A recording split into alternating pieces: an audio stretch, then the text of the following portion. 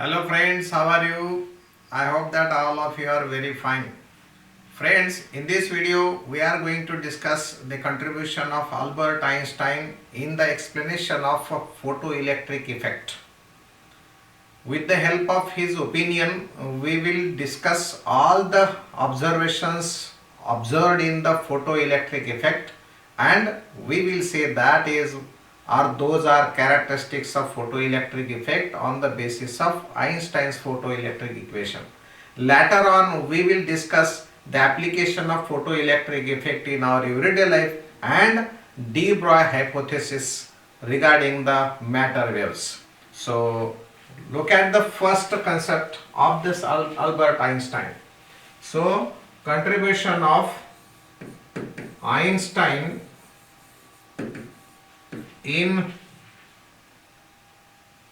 Einstein's contribution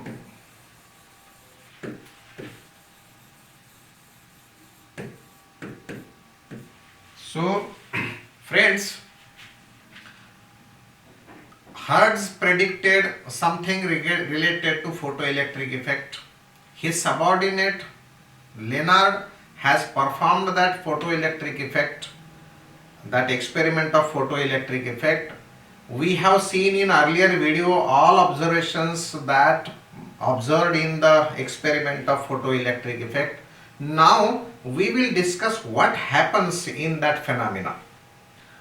इस phenomena में जो कुछ बातें हुई है वो तो देखा है, लेकिन क्या हुआ, कैसे हुआ, इसके बारे में बस थ्योरेटिकल बोलने वाला पहला साइंटिस्ट है Albert Einstein. Albert Einstein was a theoretical physicist. वो प्रैक्टिकल करके कोई बातें बताने वाले नहीं थे. वो तो थ्योरेटिकली कुछ कैलकुलेशन करके कुछ सोच के बताने वाले साइंटिस्ट थे. जैसे अपने ज्ञानेश्वर 16वें साल के अंदर ज्ञानेश्वरी जैसा महान ग्रंथ जिन्होंने लिखा, उन्होंने कुछ सारा एक्सपीरियंस थोड़ा किया था, वो खाली सोच के काम चलाते थे. बस उनकी सोच ही इतनी बढ़िया थी कि सारी दुनिया की बातें उनको समझ में आती थी. जैसा उन्होंने अपने ज्ञानेश्वरी में लिखा है, संत ज्ञानेश्वर ने लिखा है कि अपने सोलर सिस्टम में सन अपने अर्थ के अराउंड घूमता नहीं, बल्कि अपनी अर्थ सन के अराउंड घूमती है. ये 750 साल पहले ज्ञानेश्वर ने अपने ज्ञानेश्वरी में लिखा है. दोस्तों वो बात अलग है, लेकिन अपने अल्बर्ट आइंस्टाइन जी का कहना था कि ये जो लाइट है, ये लाइट हमेशा वेव नेचर परफॉर्म नहीं करती. लाइट कहती वेव होती है, उसके कारण तो कुछ फिनोमेना अपन एक्सप्लेन कर ही सकते, लेकिन आइंस्टाइन ने मैक्स प्लैंक की थ्योरी यूज की. कौन सी? Planck's quantum theory. Planck's quantum theory use करके मैक्स प्लैंक की Planck's quantum theory suggesting that light consists of individual particles having some fixed energy, and those energetic bundles or those energetic particles are named as a photon by Mr. Einstein. So Einstein gave the name photon. Einstein suggested the name photon. So energy of this photon is equal to h nu, where that h is Planck's constant. It is clear that Einstein has used Planck's quantum theory in his explanation of photoelectric effect. But he said that collision will be perfectly elastic. Collision between photon and electron will be perfectly elastic. Collision will be perfectly elastic. Perfectly elastic का मतलब हम सबको पता है. Perfectly elastic. We know that if collision is perfectly elastic, not only momentum but total energy will also B conserve. इसका मतलब ऐसा है, जो फोटोन कुछ एनर्जी से आता है, वो अगर इलेक्ट्रॉन के साथ कोलाइड होता है, अगर ये कोलाइड होता है इलेक्ट्रॉन के साथ, तो ये अपनी एनर्जी 100% दे देता एंड डिसअपियर हो जाता। Photon disappears after the collision with matter. मानो जैसा कि इलेक्ट्रॉन, ये इलेक्ट्रॉन है, इस इलेक्ट्रॉन के साथ कोलिजन होने के बाद वो फोटोन अपनी 100% एनर्जी दे देता और अपना अस्तित्व ही भूल जाता। देखो कितनी मजे की बात है, अपनी एनर्जी देना और अपना जो वजूद है वो ही खो देना। मतलब photon disappears after the collision.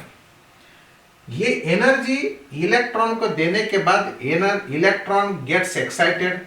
अगर ये एनर्जी इसके बाइंडिंग एनर्जी के इतनी हो तो ठीक, नहीं तो इस एनर्जी को ये इलेक्ट्रॉन इमीडिएटली छोड़ देता। नहीं तो ज्यादा एनर्जी अगर हुई तो इलेक्ट्रॉन खुद उस मटेरियल को छोड़ के चले जाता।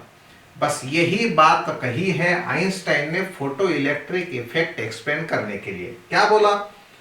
आइंस्टाइन हैज टोल्ड दैट अगर ये मटेरियल है, इस मटेरियल के अंदर जो एटम है, एटम का एक न्यूक्लियस है और न्यूक्लियस के आजू बाजू में जो इलेक्ट्रॉन घूमता है, उस इलेक्ट्रॉन की कुछ बाइंडिंग एनर्जी होती। अगर ये आने वाला फोटोन, उसकी एनर्जी बाइंडिंग एनर्जी से इक्वल और ग्रेटर देन हो तो ये इलेक्ट्रॉन इमीडिएटली बाहर आ जाता। पर अगर ये कोलिजन इलास्टिक है तो एनर्जी देने में, मतलब फोटोन ने इलेक्ट्रॉन को एनर्जी देने में एंड इलेक्ट्रॉन का बाहर जाना, इसमें कोई भी टाइम लैग नहीं होगा। तो theoretically Einstein has told that process should be instantaneous. Process should be instantaneous, पहली बात। और वो तो प्रैक्टिकली मिल गई। Practical observations was also same and Einstein also said same thing. फिर दूसरी बात बताई आइंस्टाइन जी ने, वो बहुत ही इंपॉर्टेंट है कि अगर आने वाला फोटोन वो बाइंडिंग एनर्जी से कम एनर्जी वाला हो तो इलेक्ट्रॉन इमिट होगा ही नहीं। कैसे बताया उन्होंने थियरी विच प्लैंक्स क्वांटम थियरी तो यूज की ही, लेकिन और एक थियरी उन्होंने यूज की, वो है principle of conservation of energy. What is that? It is energy incident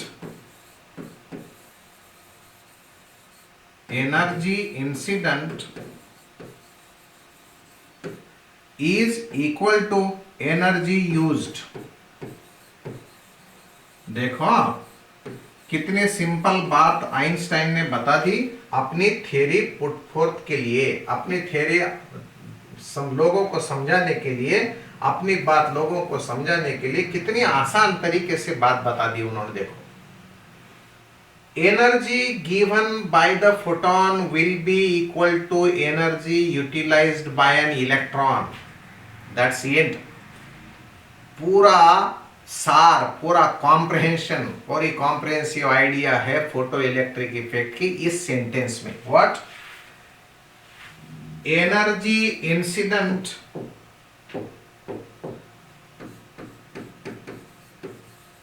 energy of incident photon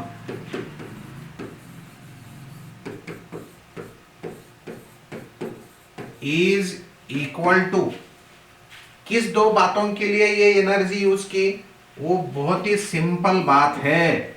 जैसे हम लोग एक आधे दुकान में चले जाते, मॉल्स में चले जाते, मानो मेरे पास 1000 रुपए है, एक आधी चीज मुझे खरीदी करनी है या परचेस करनी है, तो मान लो वो है 800 रुपए की।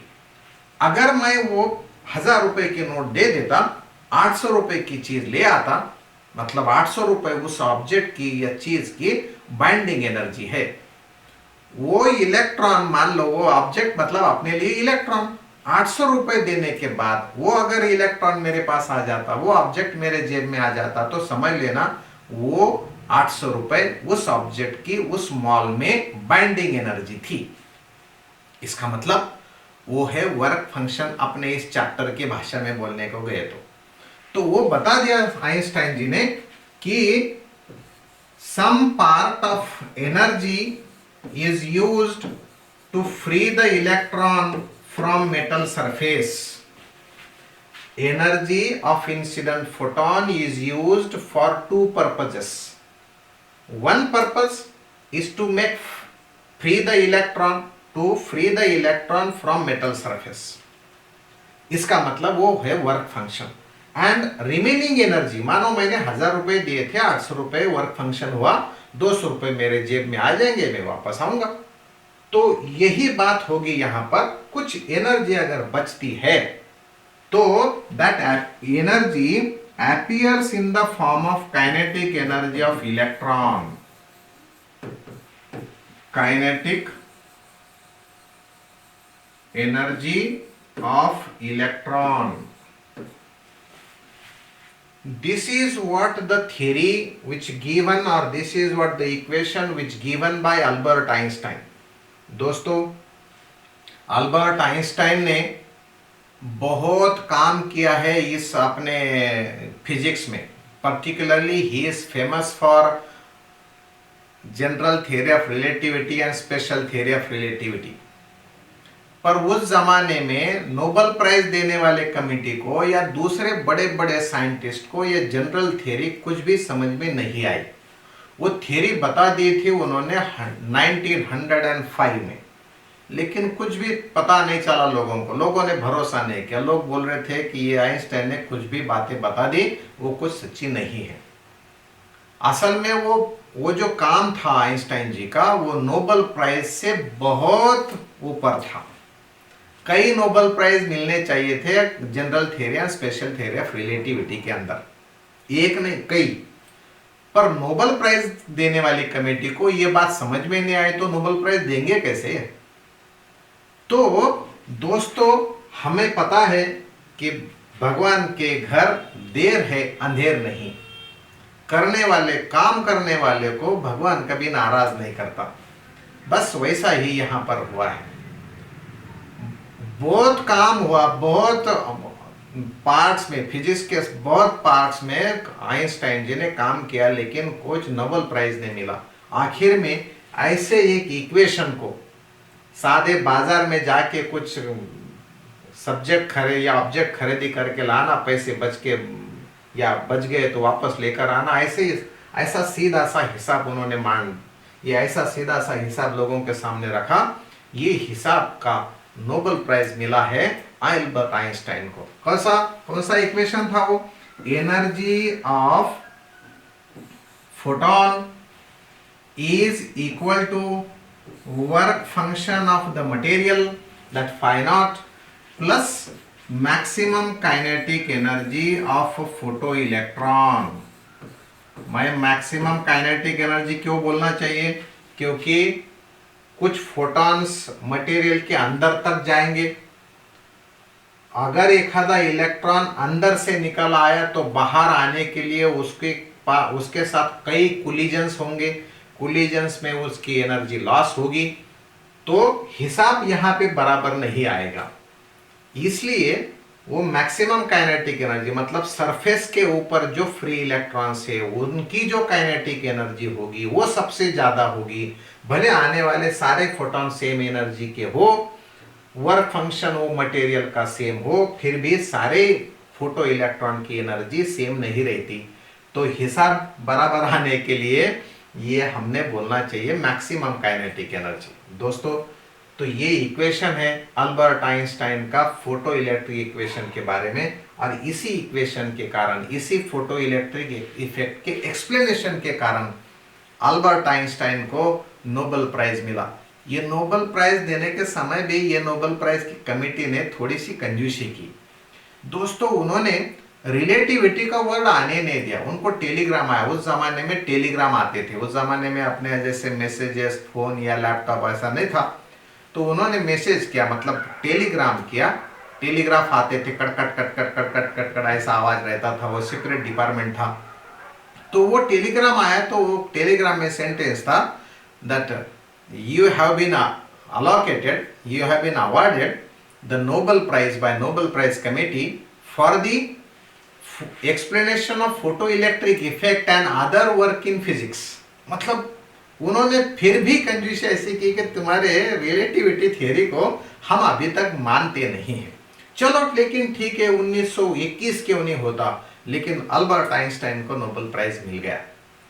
1905 कहाँ दोस्तों, 1905 की थियरी जब अब इधर अपना बंगाल का पार्टीशन हुआ था, मालूम है ना, बंगाल का पार्टीशन 1905 में हुआ था इंडिया में। बंगाल का पार्टीशन बहुत बड़ा इवेंट है अपने फ्रीडम फाइट दुनिया में। तो दोस्तों ये चलो ठीक है, अल्बर्ट आइंस्टाइन का इक्वेशन हमारे पास आया। इक्वेशन है कौन सा, H new energy of incident photon is equal to that work function plus kinetic energy, maximum kinetic energy. So I am writing now maximum kinetic energy is equal to this h nu minus work function. दोस्तों हमने work function का formula भी पिछले video में देखा है, and formula for work function is known as that is what, h nu naught, where nu naught is threshold frequency of that material. अब देखो हम लोग अभी क्या करेंगे, ये h को कॉमन ले लेंगे।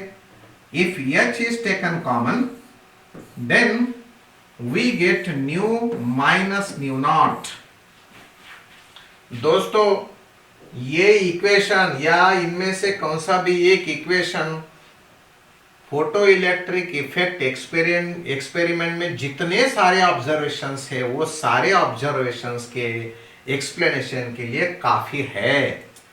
We will explain all characteristics of photoelectric effect on the basis of this equation। How is that? दोस्तों बात तो बहुत ही सिंपल है। कैसे, if nu is now less than nu naught, तो this bracket will be minus, and that is how we will get minus kinetic energy. Is minus kinetic energy feasible? Is minus kinetic energy possible in practice? Not. Kinetic energy is a scalar quantity and it is always positive, and therefore it is said that if this is the case, then photoelectric effect will not be observed, photoelectron will not be emitted. If nu is just equal to nu naught, then photoelectric effect will be occurred, but its kinetic energy will be zero. Kinetic energy of photoelectron will be equal to zero. Equation saying that nu equal to nu naught, then bracket will be zero, and this is how kinetic energy will also be zero. अब क्या होगा, अब अगर ये nu naught new से छोटी हो जाए, मतलब if nu is greater than nu naught, तो ये फोटो इलेक्ट्रिक इफेक्ट तो मिलेगा ही, पर kinetic energy will also be positive. Kinetic energy will not be equal to zero, but it will be positive, hence photo electron will emit with certain kinetic energy. और यही तो हमारा observation था। अच्छा, दूसरा ऑब्जर्वेशन क्या था, वो तो इंस्टेंटेनियस पहले ही बता दिया था कि ये कोलिजन इलास्टिक है, इसलिए टाइम लैग होगा नहीं।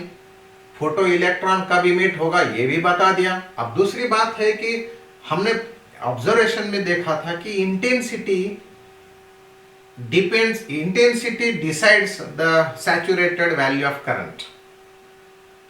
तो यही बता देता हूं कैसे कि इस इक्वेशन में इंटेंसिटी टर्म कहीं नहीं। आइंस्टाइन ने क्या बोला, या इस इक्वेशन से हम क्या सोच सकते हैं, intensity term is absent in this equation as a result of that kinetic energy, क्या सोच सकते हैं हम लोग, kinetic energy of photo electron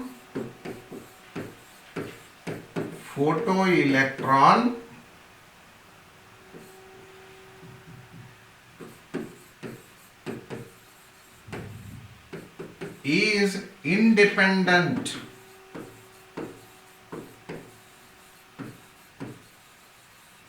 independent of intensity of incident radiation.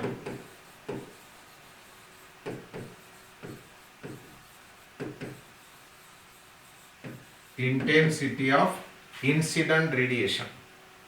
Friends, ये तो बात हमने देखी है, इट इज ऑब्जर्व्ड थिंग, क्योंकि ये आइंस्टाइन का ओपिनियन ऐसा था कि इंटेंसिटी का मतलब है मोर नंबर ऑफ फोटॉन्स, और इन्होंने ही बता दिया कि एक इलेक्ट्रॉन खाली एक फोटॉन से ही एनर्जी लेता।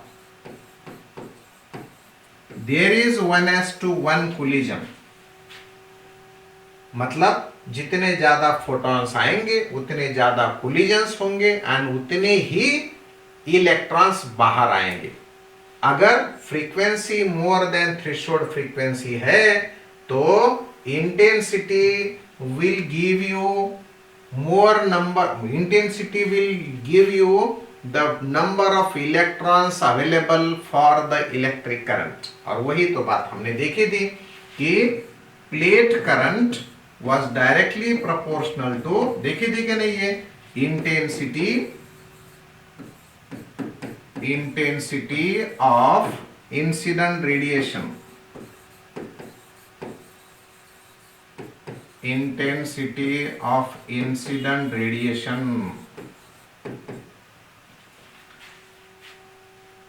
इसका मतलब है कि plate current directly proportional to intensity of incident radiation. हमने ये ग्राफ देखा था, देखो आप लोगों को उस पहले वीडियो के अंदर जो ग्राफ है वो याद आएगा अगर मैं ऐसा निकालूंगा तो।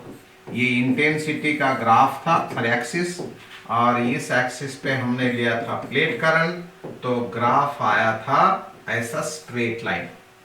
सो plate current is directly proportional to intensity of incident radiation.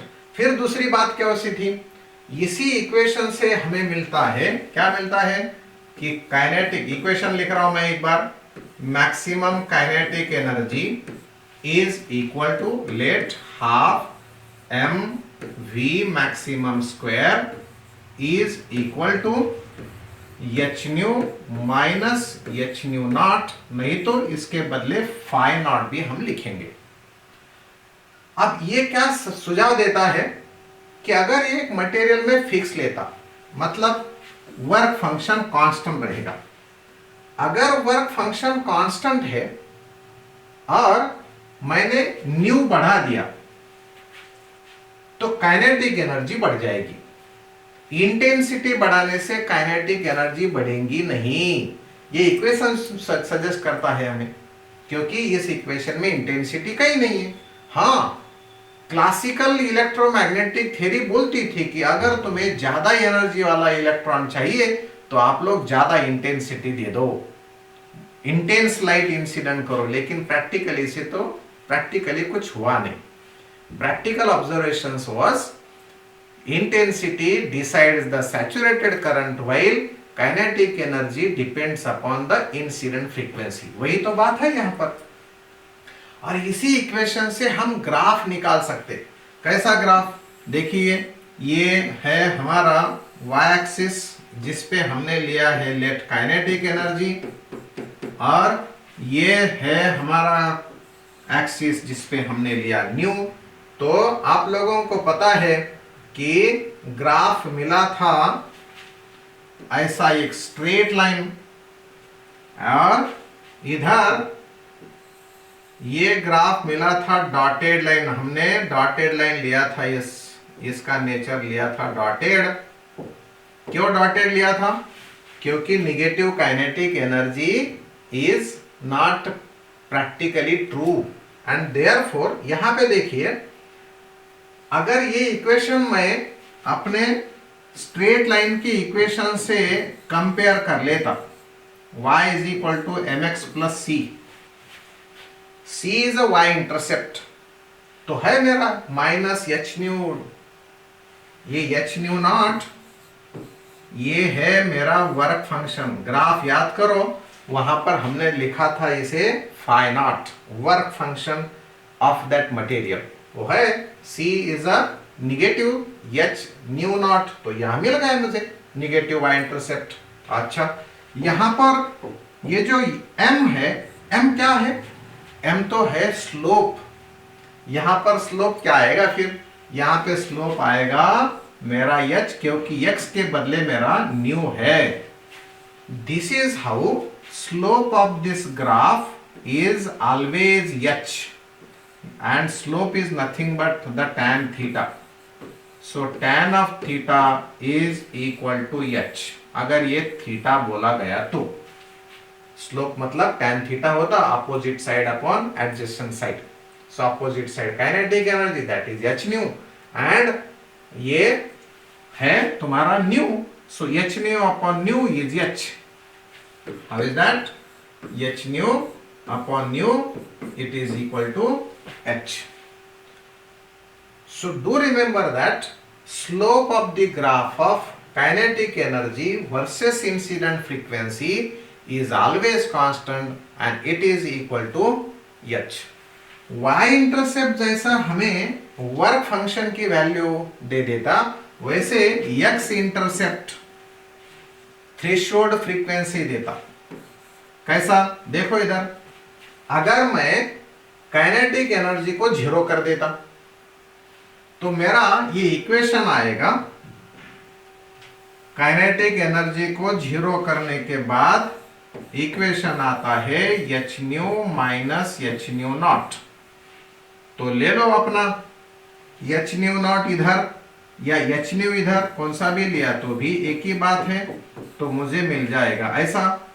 तो ये h कैंसल होने के बाद न्यू मिलता है न्यू नॉट, मतलब x कोऑर्डिनेट मिलता है new not, that is threshold frequency.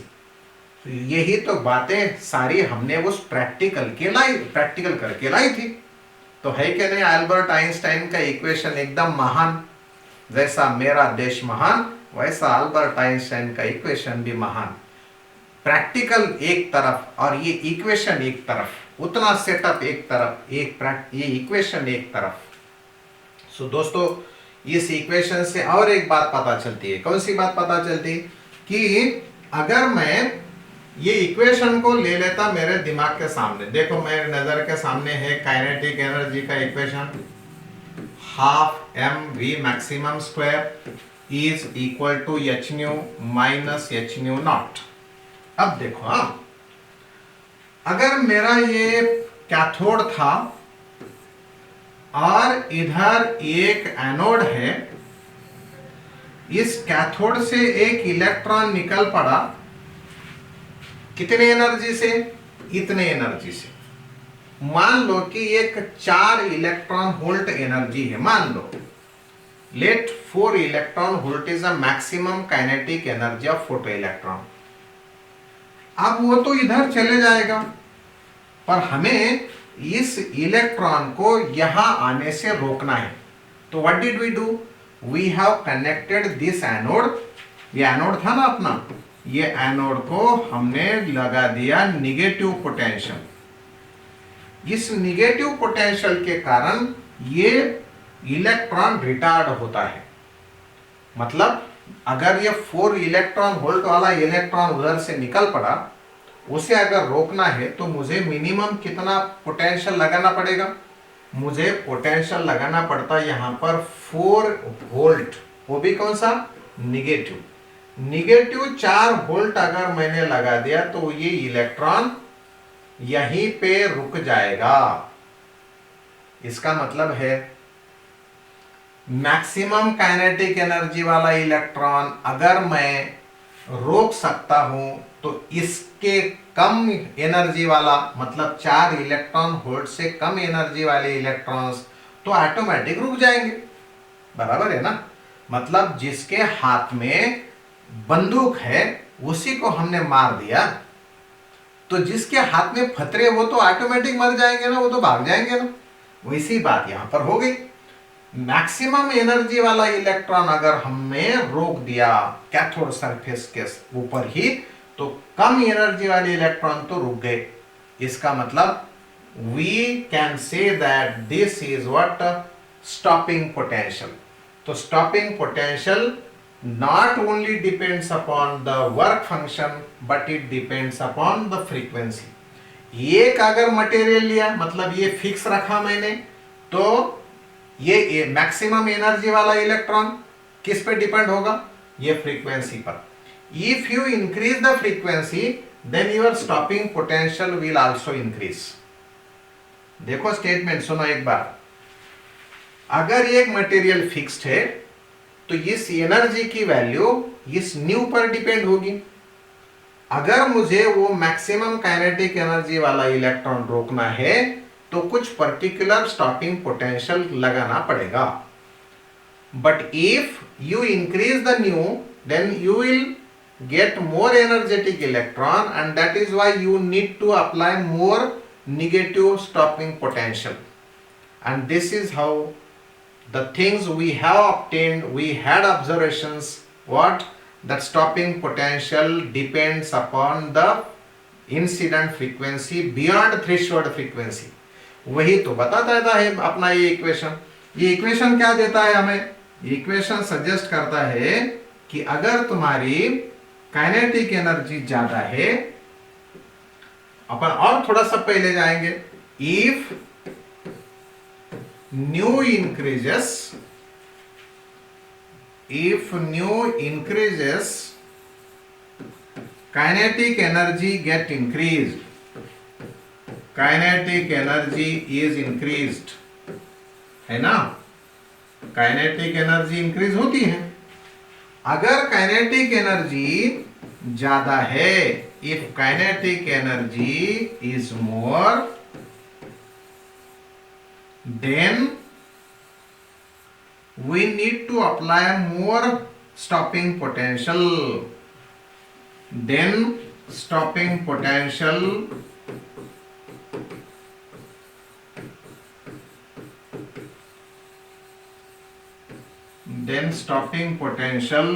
will also be more, इसका मतलब stopping potential depends upon incident frequency, and this is how we can say that graphically जो हमें मिला था वही तो बात यहां पर मिलती है। कौन सी? ये हमारी, क्या ये ग्राफ मतलब एक्सिस अच्छा निकला नहीं क्या? तो मैं जरा सीधा निकालने की कोशिश करता। इसी पे ले लेता मैं स्टॉपिंग पोटेंशियल Vs और यहां पे ले लेता अपनी frequency of incident radiation.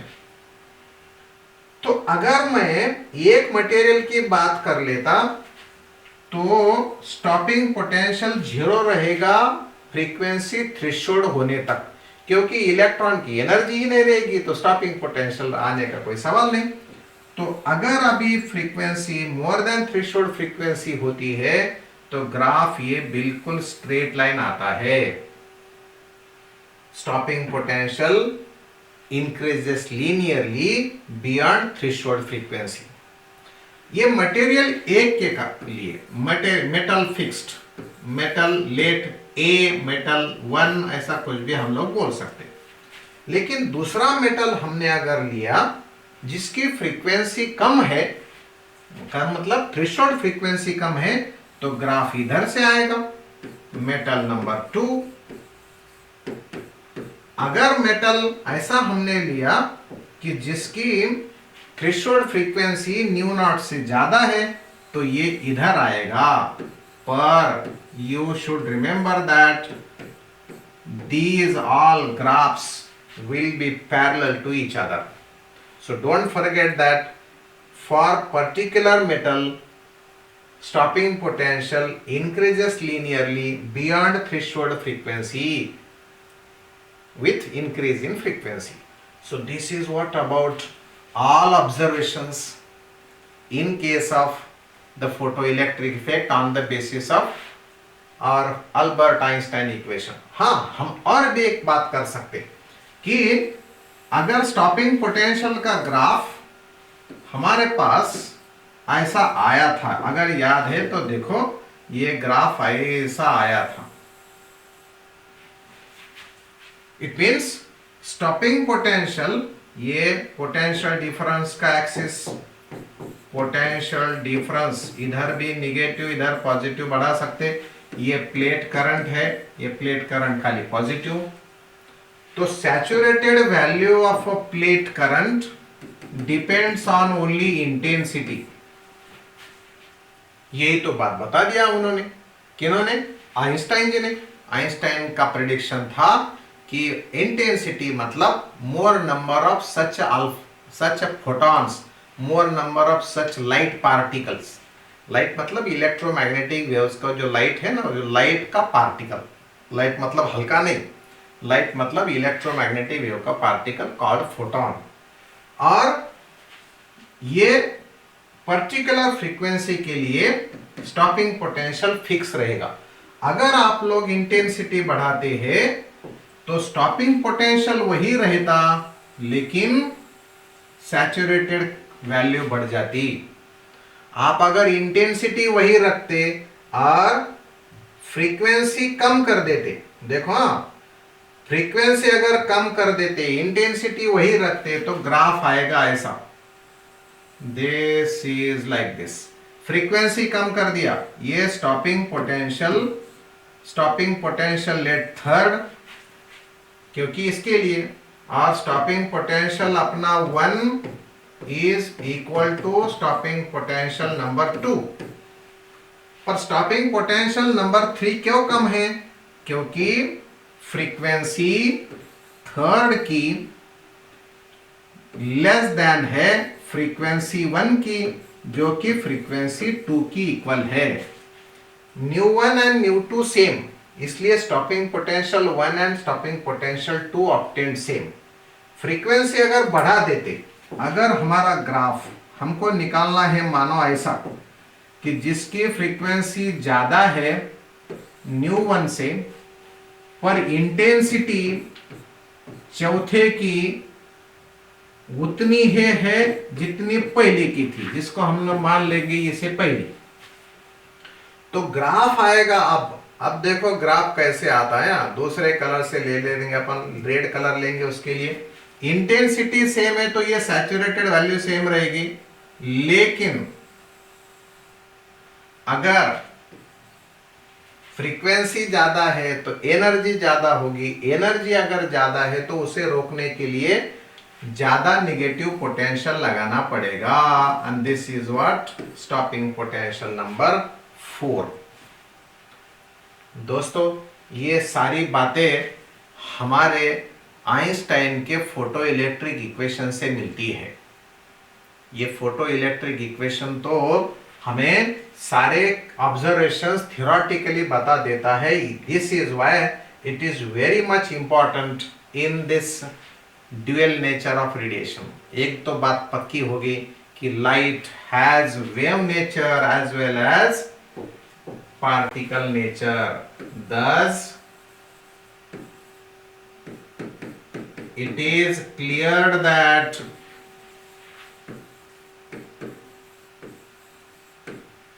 electromagnetic wave or light has wave nature as well as particle nature। मतलब ये लाइट कभी वेव नेचर बोल के हमें फील देता है, तो कभी पार्टिकल नेचर बोल के भी फील देता है। रिफ्लेक्शन, रिफ्रैक्शन, इंटरफेरेंस, डिफ्रैक्शन, ऐसे कई फेनामिना एक्सप्लेन करने के लिए वेव नेचर बिल्कुल काम में आता है, लेकिन फोटो इलेक्ट्रिक इफेक्ट एक्सप्लेन करने के लिए वेव नेचर का कोई फायदा होता ही नहीं। This is how we say that light has dual nature. Light has dual nature. देखो, दो दो नेचर्स होने के बावजूद हमारी आंखें ये लाइट को देख नहीं सकती, बराबर है कि नहीं? ऊपर वाला जो भगवान है, वो भगवान कितना भी पावरफुल हो, उसके कई नेचर से इस दुनिया में, फिर भी हमें दिखाई देता नहीं। ऐसा ही लाइट बहुत पावरफुल है, लाइट के सिवाय इस दुनिया का कुछ भी नहीं हो सकता। आप लोगों को पता है कि लाइट के कारण ही तो फोटोसिंथेसिस होता है, मतलब प्लांट उसी से तो ग्रो होते हैं, और प्लांट ग्रो होते इसलिए तो अपना ह्यूमन काइंड ये जमाने में है, वरना क्या रहता था अपना, है ना? सो लाइट पावरफुल होने के बाद उसके दो दो नेचर्स अभी तक जितने समझ में आ गए उतने हिसाब से बोलेंगे अपन कि पार्टिकल नेचर और वेव नेचर होने के बाद भी हमें लाइट दिखाई देती नहीं। लाइट दिखती नहीं तुम्हें, हमें जो दिखाई देता है वो लाइट का इफेक्ट दिखता है। भगवान दिखाई देता नहीं, भगवान का इफेक्ट दिखाई देता है। ऐसा मत सोचो कि मैं कुछ एक आधा प्रवचन करने वाला, प्रीज देने वाला साधु संत है, लेकिन जो बोलने के बाद आप लोगों को थोड़ा सा इधर उधर डिस्कशन करने के लिए बोलना है, तो ऐसा मैं बोल सकता कि इतने पावरफुल होने के बाद भी उसका इफेक्ट दिखाई देता, लाइट नहीं दिखाई देती। So do remember, no one can see, no one could see light, no one can see light, and in future I will say that nobody will see light. आंखें अभी बता नहीं सकते कि क्या क्या हो सकता।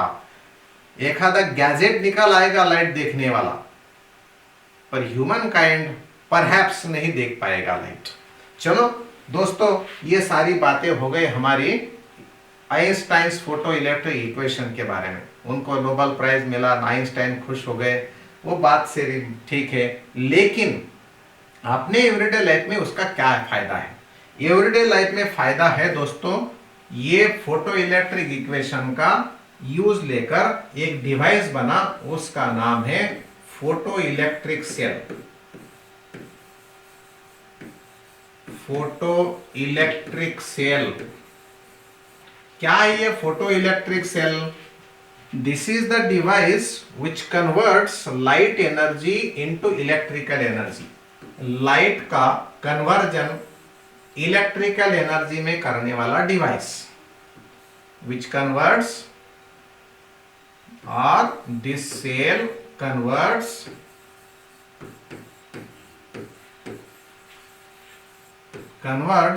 light energy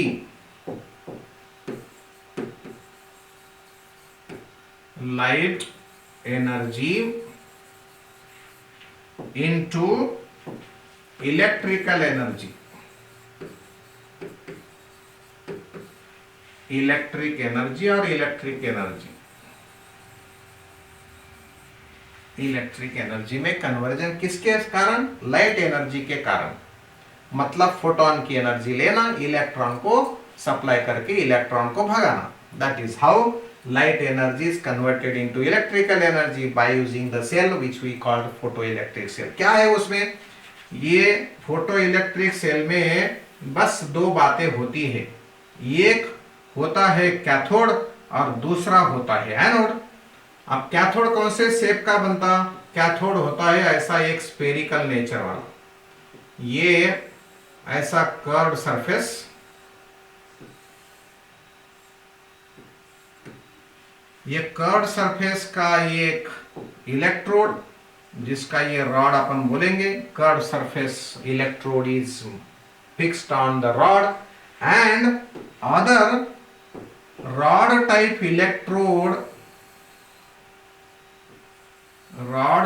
electrode is fixed along the axis of this curve shaped cathode. What is this? This is the cathode, while this rod type electrode is anode. These two electrodes are fixed or are sealed in a evacuated chamber. Are sealed in a evacuated chamber on heavy non-conducting base. इसका base कैसा है? Non conducting है. ये एक pin बाहर आई और इसकी भी पिन बाहर आएंगी एक्सटर्नल कनेक्शन के लिए. अच्छा, अब ये बताना पड़ेगा ना हमें. एक sealed evacuated chamber. So this is what evacuated glass bulb या glass chamber. evacuated glass chamber है ये. इसके अंदर ये कैथोड एंड एक एनोड. ये है non conducting base. This is what? Non conducting base, insulating base, insulating base. So here insulating base है, मतलब शॉर्ट कनेक्शन होना नहीं, शॉर्ट सर्किट होना नहीं. and these are pins for external connections. So these are pins for external connections. तो देखो दोस्तों, बात बिल्कुल सिंपल है कि एक कंस्ट्रक्शन अगर हमें एक्सप्लेन करना है तो क्या क्या करेंगे. Photo electric cell is the cell which converts light energy into electric energy. It consist of two electrodes, namely cathode and anode. A cathode has a curved surface and rod type anode is fixed on the axis of that curved surface. These two electrodes are sealed in the evacuated glass bulb on heavy non-conducting base. And last line, these pins are provided for external connection. Electric symbol for this is very simple. Electric symbol is like this. ये गोल मतलब अपना evacuated bulb और ये है हमारा curve surface. अगर top view देखा तो ये दिखेगा कैथोड और ये एक डॉट टाइप दिखेगा हमारा anode. So this is what electric symbol, electrical symbol for photo electric cell. अगर हमें कनेक्शन देना है तो सर्किट बनाना है तो हम इस फोटो इलेक्ट्रिक सेल के सिंबल से भी सर्किट डायग्राम बता सकते या अपना ये पूरा क्या पूरा बल्ब लेके भी बना सकते. टेक्स्ट बुक में ये अपना इलेक्ट्रिक सेल ये जैसा पूरा कंस्ट्रक्शन है, इसी को सर्किट में कन्वर्ट कर दिया, इसी को जोड़ दिया. इसी को भी ले सकते, इसी को भी ले सकते. तो दोस्तों, अगर मैं ऐसा इसे भी कनेक्ट करने का सोच लिया तो क्या होगा. देखो, ये कैथोड को मैं एक निगेटिव पोटेंशियल कनेक्ट कर दूंगा, पॉजिटिव निगेटिव पॉजिटिव, और यहां पर एक माइक्रो एमीटर लगाऊंगा करंट मेजर करने के लिए, और यहां पर होगा एक रिओस्टेट, और ये हो गया हमारा कनेक्शन. हाँ, नो डाउट की लगा देंगे एक हर जगह, क्योंकि हमारे पास सर्किट कनेक्शन के लिए या ब्रेक करने के लिए की जरूरत होती है. आप लोग ये माइक्रो एमीटर यहां जोड़ दो या यहां जोड़ दो, कहीं भी जोड़ो, लेकिन battery, rheostat, micrometer key are connected in a series with this evacuated glass bulb or photoelectric cell. Circuit complete हुआ. अगर किसी को ये इलेक्ट्रिक सिंबल का यूज करके सर्किट निकालना है तो मैं उन्हीं के लिए भी बताऊंगा। मान लो कि ये सिंबल है हमारा ऐसा, यहां पर अपना कैथोड, यहां डॉट एनोड, यहां है हमारा माइक्रोमीटर, ये है हमारी निगेटिव पोटेंशियल पॉजिटिव पोटेंशियल वाली बैटरी, ये की, और ये है हमारा rheostat. Circuit is completed.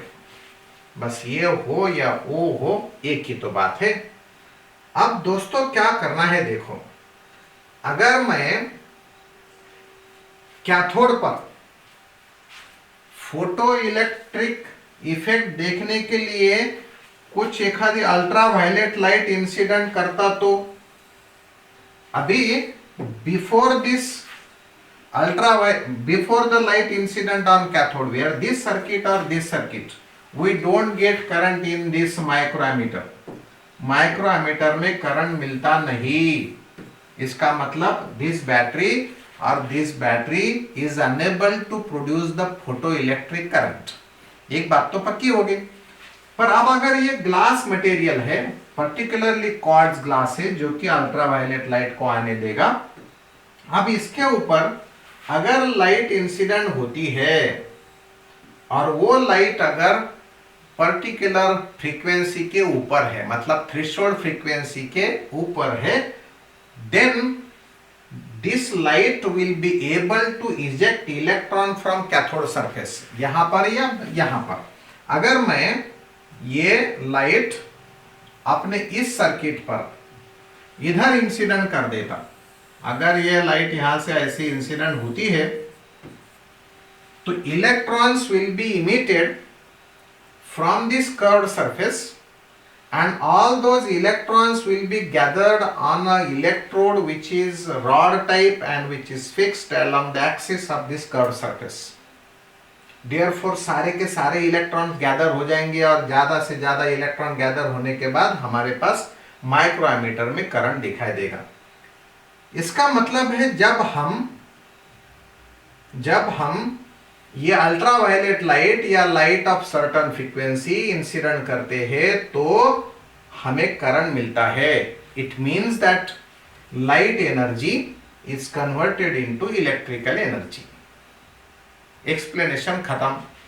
2 sentences important है।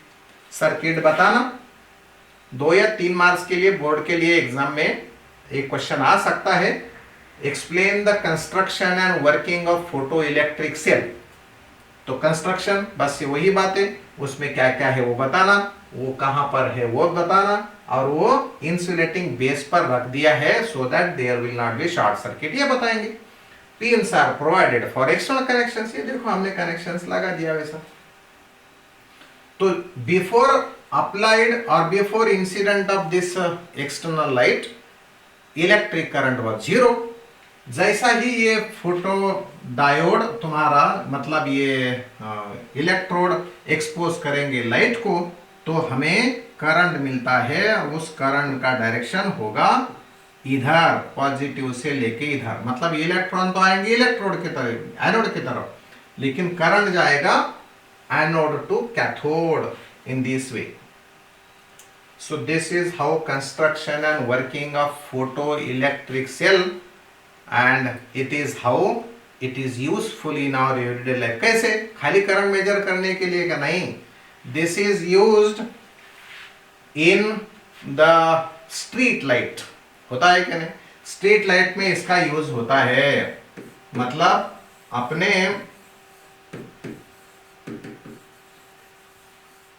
स्ट्रीट पर, रोड पर जो बल्ब लगाए हुए होते, उन बल्ब्स को अभी आजकल फोटो इलेक्ट्रिक सेल का कनेक्शन दिया वाला रहता। मतलब सवेरा हुआ कि वो फोटो सेल पर लाइट इंसिडेंट होगी और दूसरा सर्किट चालू होगा। मतलब वो करंट चालू होगा, ये वो सर्किट में करंट चालू होगा, ये सर्किट में करंट चालू होगा, तो उसका दूसरा सर्किट रहता रिले सर्किट, वो बंद होगा। रिले सर्किट बंद हुआ कि स्ट्रीट लाइट बंद हो जाएगी। अंधेरा जब होगा तब ये इसके ऊपर जो लाइट गिरने वाली है वो बंद हो जाएगी, और ये लाइट बंद होती है तो दूसरा सर्किट चालू होता है। अब दूसरा सर्किट कैसा चालू होता है, दूसरा सर्किट बंद कैसा होता है, वो अपने सिलेबस का हिस्सा नहीं है, तो रिले सर्किट हम लोग यहाँ पर डिस्कस नहीं करेंगे। रिले सर्किट मतलब दूसरा सर्किट, इस सर्किट के डिपेंड होता है दूसरा circuit. Friends, this photo electric cell is also used in the burglar alarm. Burglar alarm, हम लोग अलार्म वैसा कम बोलते, हम लोग तो अलार्म बोलते।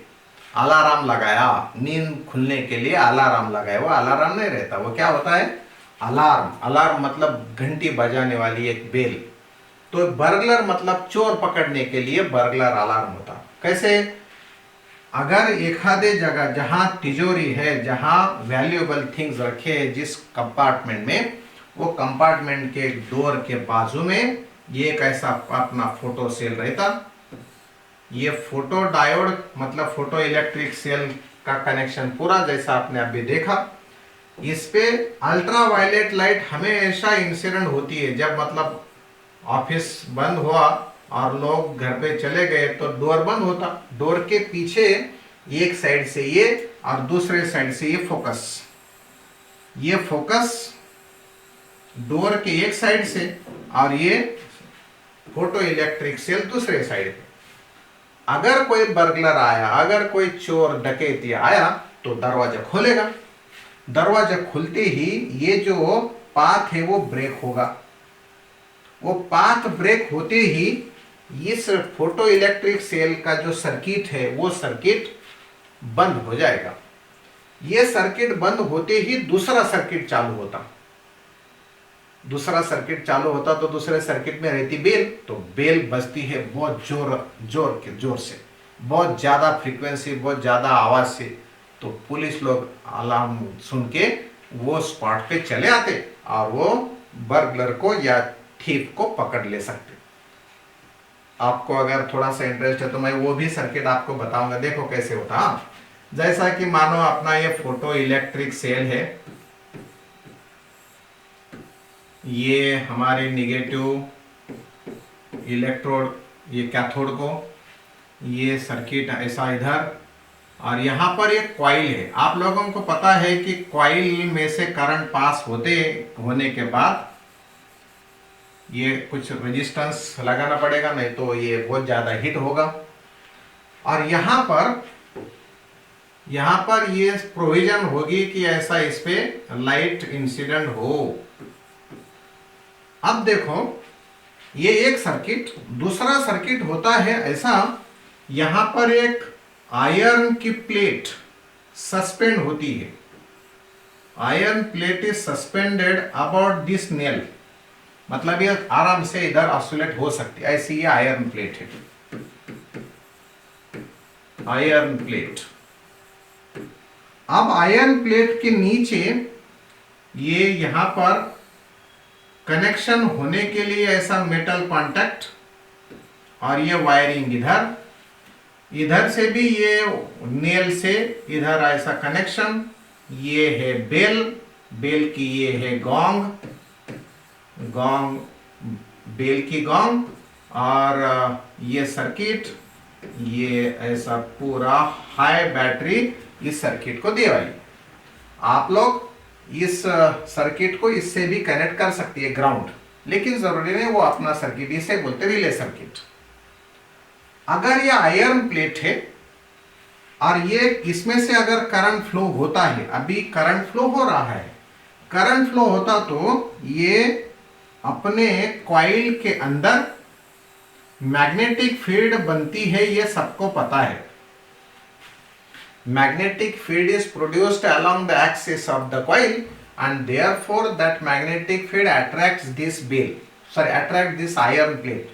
तो usually iron plate जब ये करंट चालू होगा तब उसकी पोजीशन कैसी होगी, उसकी पोजीशन होगी लाइक दिस, मतलब इधर वो अट्रैक्ट होने वाली होगी, क्योंकि हमें पता है iron is attracted towards the magnetic field.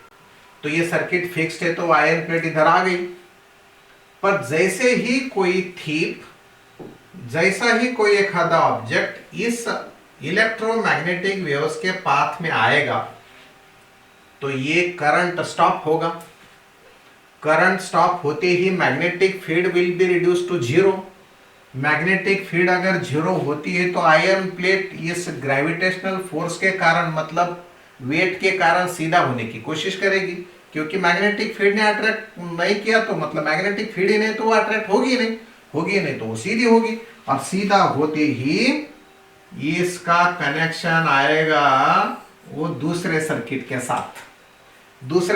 के साथ कनेक्शन आते ही ये बैटरी ये बेल को जोर से रैंग करेगी। And this is how we say that it is used as a burglar alarm. ऐसा कई जगह आपने देखा होगा, एखाद्या होटल में जाने के बाद बेसिन पे कॉर्क घुमाते होंगे तो पानी नहीं आता, लेकिन हाथ नीचे लेकर गए भीख मांगने के लिए ऐसा तो पानी आ जाता। तो वहीं पे अपना ये फोटो इलेक्ट्रिक सेल ही तो रहता है। तो photo electric cell is used in burglar alarm, it is used in street light. दोस्तों it is also used in the counter machine. Counter machine में भी इसी का यूज होता है। कुछ भी काउंट करो, फिर मशीन से पैसे मेजर करो, या कोई एखादे मंदिर में मस्जिद में कितने लोग आ गए देखने के लिए भी ये फोटो इलेक्ट्रिक सेल का यूज होता। आप कभी एखादे मंदिर में चले गए होंगे तो वहां पर आप कितने नंबर के विजिटर से, आज के दिन कितना नंबर है आपका, ये बताने वाला एक नंबर बदलते रहता है। एखादा नॉटी पर्सन अगर होगा ना तो वो दर्शन करके बाहर तो गया, नंबर तो बदल गया, पर खाली हाथ भी ऐसा वापस किया ना तो फिर भी एक नंबर बदलता, क्योंकि वो मशीन को क्या पता है कि खाली हाथ आया क्या आदमी आया। इसलिए काउंटर मशीन में अपना ये फोटो इलेक्ट्रिक सेल यूज होता है, इतना हमने ध्यान रखना है। Friends, this is also used to measure the intensity of light. That machine is called as lux meter. आप लोगों ने कभी क्रिकेट के मैदान पे अंपायर ने बैड लाइट अपील करने के बाद जेब में से कुछ एखादा गैजेट निकाल के देखने वाला देखा होगा, या अभी आजकल तो उनको भी देखने की जरूरत नहीं, वो सारी कंप्यूटराइज सिस्टम है, तो फिर भी अंपायर खुद चेक करता है फील्ड पर। तो मशीन पे लाइट आती है, हमने देखा है कि electric current is directly proportional to intensity. तो जो आईसीसी ने, मतलब इंटरनेशनल क्रिकेट काउंसिल ने जो पर्टिकुलर स्टैंडर्ड एक फिक्स किया है कि this should be the intensity of light to play ब्रेकली, ब्रेक नहीं होना और कंटिन्यू गेम चालू रखना, तो सेफ क्रिकेट के लिए इतना इतना इंटेंसिटी होना चाहिए। हमें पता है कि अगर एक आधे गैजेट में करंट पर्टिकुलर आता है तो करंट किस पे डिपेंड रहता, photo electric current depends upon intensity. तो दोस्तों ऐसा ही ये lux meter intensity of light measure करने के लिए फोटो इलेक्ट्रिक सेल का यूज होता, मतलब हमारे एवरीडे लाइफ में फोटो इलेक्ट्रिक इफेक्ट आजकल कई जगह यूज होता है। तो this is why we have learned this photo electric effect in this syllabus. दोस्तों ये बात हो गई है अभी फोटो इलेक्ट्रिक इफेक्ट की। अब दूसरा हिस्सा है इस चैप्टर का, वो है D Broglie hypothesis. Friends, D Broglie hypothesis असल में ये है लुइस डी ब्रॉय। अब देखो स्पेलिंग क्या है इसकी, डी ब्रॉय। अब ये स्पेलिंग अगर पढ़ ली आपने तो डी ब्रॉगली पढ़ लेंगे, पर इसका प्रोनाउंसिएशन करना है डी ब्रॉय। अब अगर किसी ने इसका प्रोनाउंसिएशन डी ब्रॉगली किया तो कुछ मार्क तो कम होते नहीं, therefore you can say it is as a de Broglie या de Broglie। so de Broglie का कहना था, इनका ओपिनियन आया है 1924 में।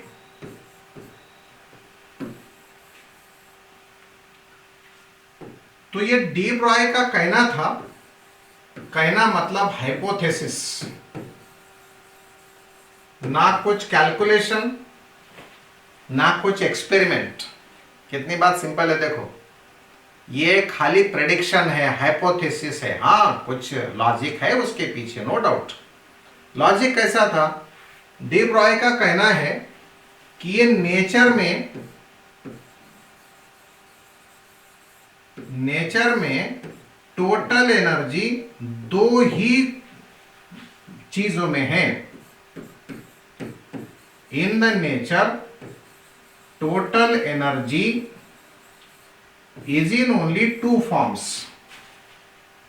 कौन से दो फॉर्म्स में एनर्जी है? एक है मैटर एंड दूसरी है इलेक्ट्रोमैग्नेटिक वेव। आप लोग परेशान हो जाएंगे ये सुन के कि अरे एनर्जी तो कई फॉर्म में होगी, kinetic, potential, electric, magnetic wave. वो वैसा नहीं बोलता, वो तो फॉर्म है, लेकिन सच में एनर्जी दो ही चीजों में है। एक तो लाइट में है, लाइट तो इलेक्ट्रोमैग्नेटिक वेव है ना, इलेक्ट्रिक फील्ड, मैग्नेटिक फील्ड। वो काइनेटिक, पोटेंशियल एनर्जी वो बॉडी के अंदर है, मैटर में रहती है। इसलिए आप मत ऐसा सोचो कि काइनेटिक एनर्जी भी तीसरा फॉर्म है। डी ब्रॉय का कहना है कि total energy in the universe, total energy in the universe is in only two forms. Total energy in the universe is in only in two forms. अब देखो, जो कुछ दिखेगा आप लोगों को, एक तो मैटर दिखेगा, टीचर देखेगा, बोर्ड देखेगा, मोबाइल देखेगा, कपड़ा देखेगा, मम्मी देखेगी, डैडी देखेगी, वो सब मैटर है। और आखिर में ये सबको जला दिया। मम्मी डैडी को नहीं जलाना, टीचर को जला सकते हैं आप लोग, लेकिन बॉडी डेड होने के बाद अगर जला दी, लकड़ी जला दी, कुछ भी, कौन सा भी मटेरियल अगर जला दिया, तो आखिर में इलेक्ट्रोमैग्नेटिक वेव मिल जाएगी, मतलब उजाला दिखेगा। और फिर बाद में कुछ रहेगा तो ऐश दिखेगी। ऐश दिखने के बाद मतलब मैटर आ गया। तो पूरी बात, इस यूनिवर्स में दो ही चीजें हैं। कुछ भी देखो आपने, एक तो दिखेगा मैटर, नहीं तो दिखेगी इलेक्ट्रोमैग्नेटिक वेव। फिर इनका कहना है अगर ये लाइट, मगर ये लाइट अगर वेव नेचर के फॉर्म में एंड पार्टिकल नेचर के फॉर्म में काम करती है, वेव नेचर भी है और पार्टिकल नेचर भी है, तो इस मैटर में भी दोनों नेचर्स होने चाहिए, क्योंकि नेचर लव सिमेट्री। क्या कहना इनका? अगर ये nature love symmetry, nature love symmetry,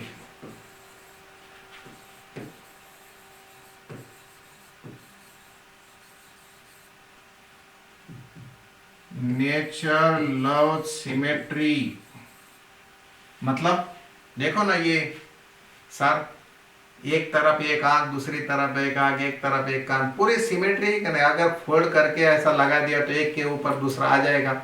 दोनों हाथ बिल्कुल, उंगलियां सिमेट्रिकल हैं। एक आधा पेड़ का अगर पन्ना आपने लिया, लीफ लिया, तो वो भी सिमेट्री बताता है। तो दोस्तों, everywhere in the universe there is a symmetry. Nature love symmetry, इनका कहना ऐसा था। अगर ये ऐसा है एंड नेचर की टोटल है, नेचर में जो एनर्जी है, यूनिवर्स में जो एनर्जी है, वो दो फॉर्म में है। एक फॉर्म के दो फॉर्म्स है, मतलब electromagnetic wave has dual nature, then why should not this? तो डी ब्रॉय का हाइपोथेसिस इसी पर है कि matter should possess, matter should exhibit two natures itself, particle nature. Particle nature तो होगा ही, वो तो दिखता है पार्टिकल नेचर। लेकिन अगर ये पार्टिकल या मैटर मोशन में आ गया तो इन्हें भी वेव नेचर एग्जिबिट करना चाहिए। तो ही नेचर बैलेंस होगा, वरना नहीं। ये तो बस प्रेडिक्शन था। ये प्रेडिक्शन के कारण कोई लोग परेशान होके कहीं इधर उधर देखने को नहीं जाएंगे, प्रैक्टिकल करने के लिए नहीं उतरेंगे, लेकिन ये यूनिवर्स में मतलब अपने पृथ्वी के अपने पूरे ग्लोबल के हर हिस्से में साइंटिस्ट अपना अपना काम करते रहते। तो 2-4 साल बाद ये साइंटिस्ट ने पार्टिकल नेचर का वेव नेचर ढूंढ लिया। 2 scientist Davisson Garmer, Davisson not Garmer but Germer, Davisson and Germer in America, नाम भले जर्मर है नॉट जर्मनी तो डेविजन जर्मर पेयर ने, ये अमेरिका की जोड़ी है, इन्होंने प्रैक्टिकल किया और इलेक्ट्रॉन वेव नेचर एग्जिबिट करता ये एक्सपेरिमेंटली बताया। ये दुनिया बदलने वाली चीज दी। इनको भी नोबेल प्राइज मिला, आइंस्टाइन को नोबेल प्राइज मिला बाद में इसके कारण, ये एक्सपेरिमेंट के कारण। असल में थॉमसन, एक थॉमसन साइंटिस्ट थे यूके में, इंग्लैंड में, इन्होंने इलेक्ट्रॉन का डिफ्रैक्शन होता है ये एक्सपेरिमेंट से प्रूव किया। तो इन तीनों को नोबेल प्राइज डिवाइड करके दे दिया, एक ही साल इन तीनों को नोबेल प्राइज दे दिया गया। किसके कारण? प्रैक्टिकली प्रूव किया कि particle has dual nature, matter as well as wave nature. तो वो एक्सपेरिमेंट तो बाद में होगा, लेकिन डी ब्रॉय के हाइपोथेसिस के बारे में अपन थोड़ी सी चर्चा करेंगे। वो है अपना, क्या है डी ब्रॉय का हाइपोथेसिस? D Broglie hypothesis.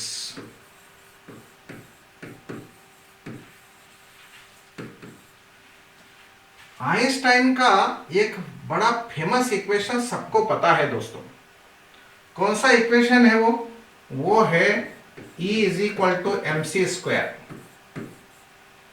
मतलब if any mass is converted completely, then energy liberated from that mass is equal to mc²।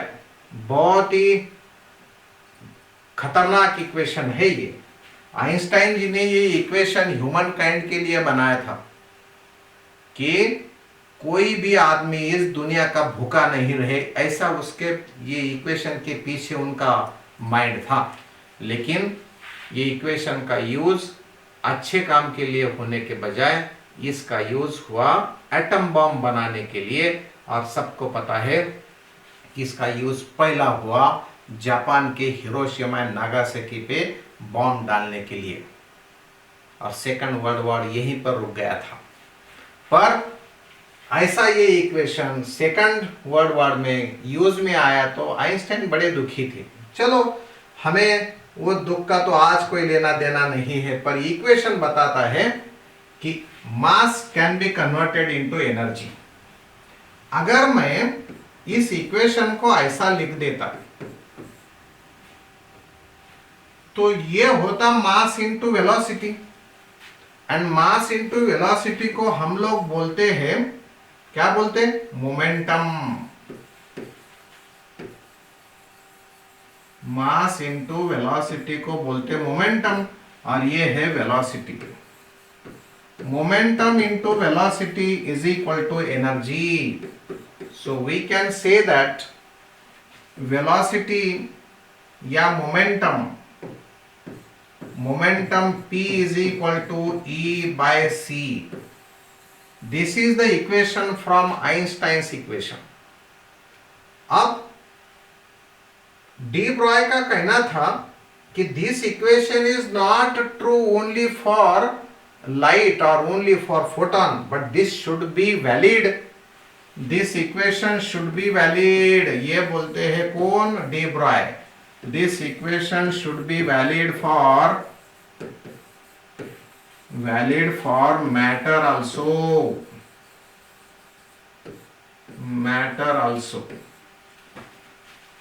तो फिर इक्वेशन लगा दिया उन्होंने। कैसे इक्वेशन लगा दिया? वो बोलते हैं कि अगर ये तुम्हारा मोमेंटम ये है अपना, अगर फोटोन के लिए लगाना रहा तो energy of photon is equal to H nu, and ये है C velocity of photon, that is velocity of electromagnetic wave. तो this is what H by lambda. कैसे?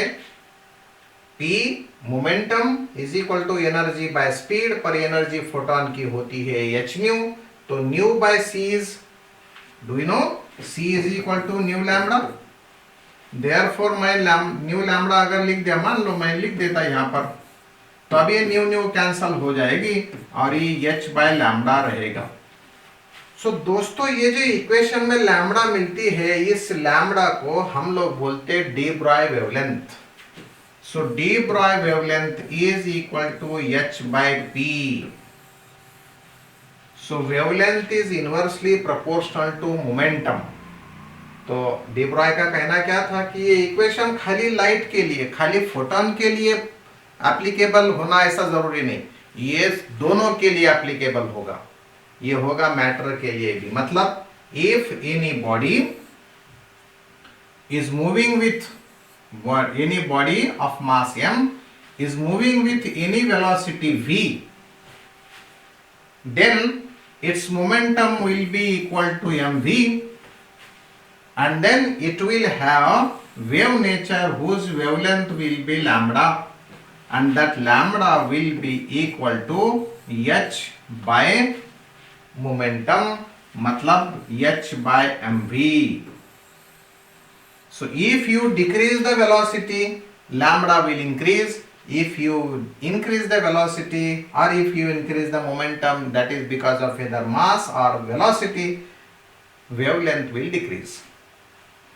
और दोस्तों देखो, इसने भी, मतलब ये इक्वेशन में भी H का रेफरेंस आया, प्लैंक्स क्वांटम थियरी का रेफरेंस आया।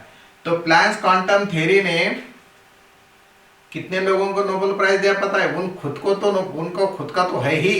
प्लैंक्स क्वांटम थियरी के कारण प्लैंक्स को, मैक्स प्लैंक को नोबेल प्राइज मिला, आइंस्टाइन को नोबेल प्राइज मिला, डी ब्रॉय को नोबेल प्राइज मिला, even Davisson Germer and electron diffraction निकालने वाला थॉमसन को भी नोबेल प्राइज मिला। तो ये एच जो है, प्लैंक्स कांस्टेंट, जो बहुत अहम चीज है। तो कोशिश करो एक आध बार आपको भी नोबेल प्राइज मिल जाएगा। एच का यूज करो, प्लैंक्स कांस्टेंट का यूज करो और नोबेल प्राइज के हकदार हो जाओ। सो this is what the de Broglie wavelength. अब ये यहां पर कुछ फायदा इसका, हाँ फायदा जरूर है। कहाँ है फायदा दोस्तों?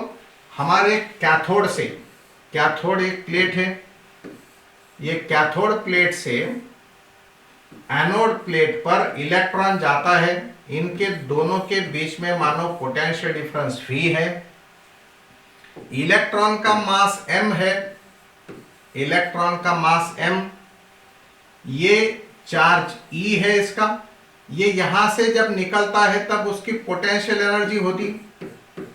जैसा ये इलेक्ट्रॉन V पोटेंशियल डिफरेंस से एनोड के तरफ आएगा तो यहां उसकी पोटेंशियल एनर्जी 0 होगी, लेकिन काइनेटिक एनर्जी मिल जाएगी। तो potential energy is converted into kinetic energy. तो काइनेटिक एनर्जी कितनी?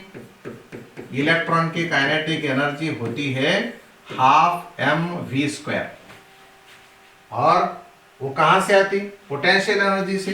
तो वो पोटेंशियल एनर्जी कितनी होती? पोटेंशियल एनर्जी होती चार्ज इनटू पोटेंशियल डिफरेंस।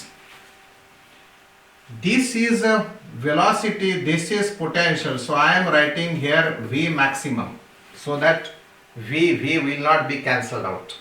चलो मैं जरा V maximum की बात कर लेता। V maximum का स्क्वायर क्या होगा जरा देखो। V maximum स्क्वायर होगा, ये 2 इधर आके EV सेम एंड ये M नीचे आएगा, तो V maximum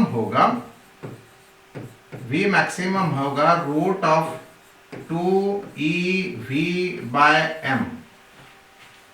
अब v मैक्सिमम की मतलब वेलोसिटी की कीमत मेरे पास आ गई। Now D Broglie say that if any body moving with any velocity v, then it will have the wave nature and wavelength of that matter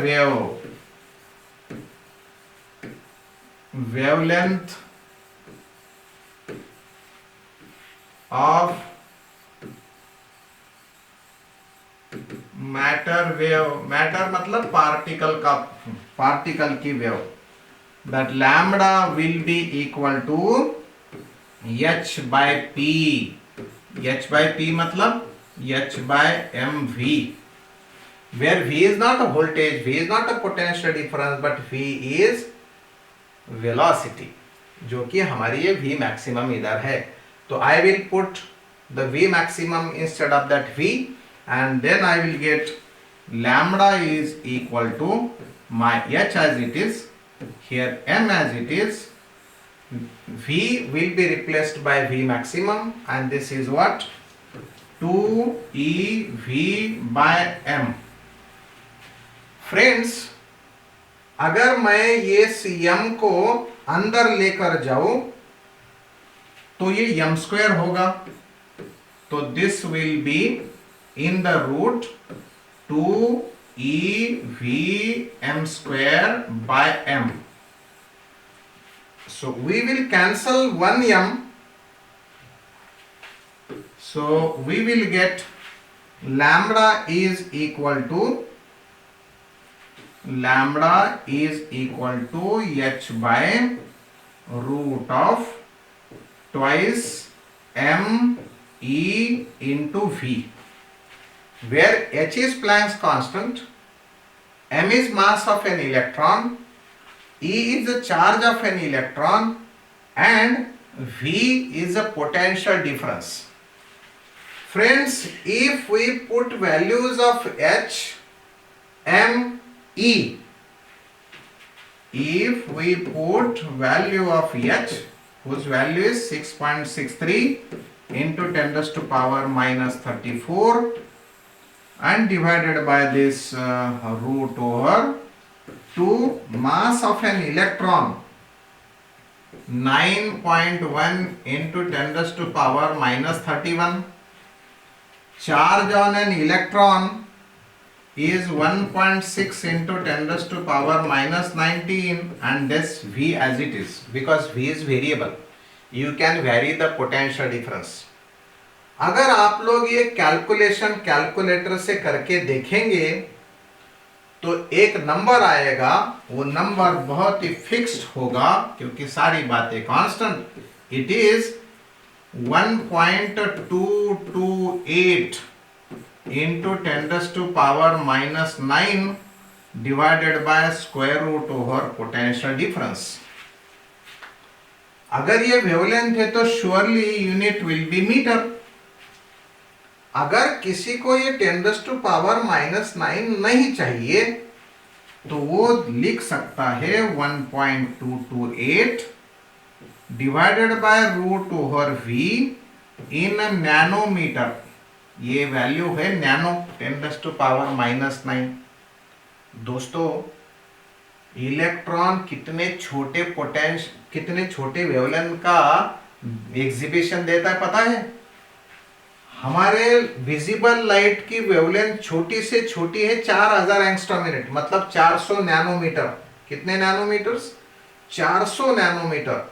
और अगर आपने बस ये एक होल्ड भी पोटेंशियल डिफरेंस लगाया तो आपको वेवलेंथ मिलती है 1.228 नैनोमीटर। हालांकि हमारे वायलेट लाइट की वेवलेंथ है 4000 एंगस्ट्रॉम मिनट या 400 नैनोमीटर। 400 और ये 1.22 कितनी छोटी है देखो।